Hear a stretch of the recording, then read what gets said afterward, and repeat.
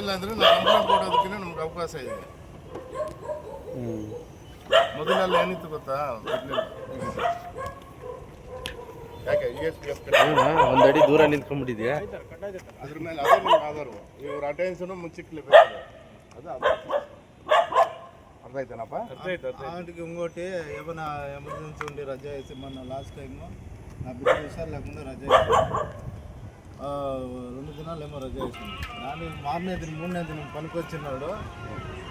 నన్ను ఇన్స్పెక్టర్ మేస్త్రి వీళ్ళంతా ಇಸ್ಕೊಂಡು ಏಮನಿ ಅಂದರೆ ನೀನು ಡೀಟೇಲಾಗಿ ನಮ್ಮ ಹತ್ರ ಎಕ್ಸ್ಪ್ಲೈನ್ ಮಾಡಿಬಿಟ್ಟು ನಮ್ಮ ಹತ್ರ ರಜಾ ಕೇಳ್ಬಿಟ್ಟು ಪರ್ಮಿಷನ್ ತಗೊಂಡು ಆಮೇಲೆ ರಜಾ ಹಾಕ್ಬೇಕು. ಲೆಟ್ರ್ ಕೊಡ್ಬೇಕಂತ ಸರ್. ಲೆಟ್ರು ಇಲ್ಲ ಅಂದ್ರೆ ಕೆಲಸದಿಂದ ತೆಗೆದು ಹೇಳ್ತಾವ್ರೆ. ಯಾರು ಹೇಳಿದ್ದು? ಇವರು ಪ್ರಶಾಂತ್ ಹೇಳ್ತಾವ್ರೆ, ಮೇಸ್ತಿ ಅವ್ರು ಹೇಳ್ತಾವ್ರೆ, ಎಲ್ಲರೂ ಹೇಳ್ತಾರೆ. ನಾನು 2 ದಿವಸ ರಜಾ ಕೊಡ್ತೀವಪ್ಪ. 2 ದಿವಸ ಮೇಲೆ 1 ನಿಮಿಷ. ಈಗ ಲೆಟ್ರ್ ಕೇಳ್ತೀನಿ ಕೇಳಿ. ಲೀವ್ ಲೆಟ್ರ್ ಬೇಕಲ್ವ ನಿಮಗೆ? ನಾನು ವೈಟ್ ಪೇಪರ್ ಮೇಲೆ ಬರ್ಕೊಡ್ತೀನಿ, ಆಗತ್ತಲ್ವಾ? ಆಗುತ್ತೆ. ಲೀವ್ ಲೆಟ್ರ್ ಆಗತ್ತಲ್ವಾ ಇಷ್ಟು ದಿನ ಅಂತ? ಮತ್ತು ನಾನು ಚಾರ್ಜ್ ಬೇಕು. ಅದಕ್ಕೆ ಮತ್ತೆ ಮಾತಿರ್ತಾರೆ ಸುಮ್ಮನೆ ಅವರು. ಅದೊಂದು ಕೇಳೋಣ, ಎಲ್ಲರಿಗೂ ಎಮರ್ಜೆನ್ಸಿ ಅದಾಗುತ್ತೆ ಸ್ವಲ್ಪ ದಿನ. ಈಗ ಇವರು ಬೇರೆ ಥರ ಪ್ರಾಬ್ಲಮ್ ಇದು ಮಾಡೋರಲ್ಲ, ಕೆಲ್ಕವ್ರಲ್ಲ.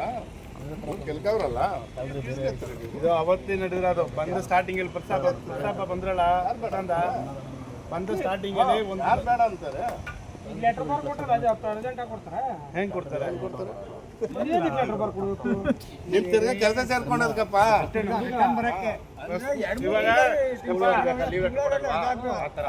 ಸ್ಕೂಲ್ ತರ ಆಗ್ಬಿಡ್ತು. ಇವಾಗ ಅದು ಸ್ಕೂಲ್ ತರ ಆಗ್ಬಿಡ್ತು ಇವಾಗ ಅಲ್ಲಿ ವಿಷಯ. ಒಟ್ಟಿನಲ್ಲಿ ನಮ್ಮ ಆಟೋ ಚಾಲಕರಿಗೆ, ಆಟೋ ಡ್ರೈವರ್ಗೆ, ಎಲ್ಲರಿಗೆ, ಲಾರಿ ಡ್ರೈವರ್ಗೆ ಎಲ್ಲರಿಗೂ ಸ್ವಲ್ಪ ಈ 2-3 ತಿಂಗಳು ಟ್ಯಾಕ್ಸ್ ಇರುತ್ತೆ. ಇಲ್ಲ ಅಂತ ಇಲ್ಲ. ಆಮೇಲೆ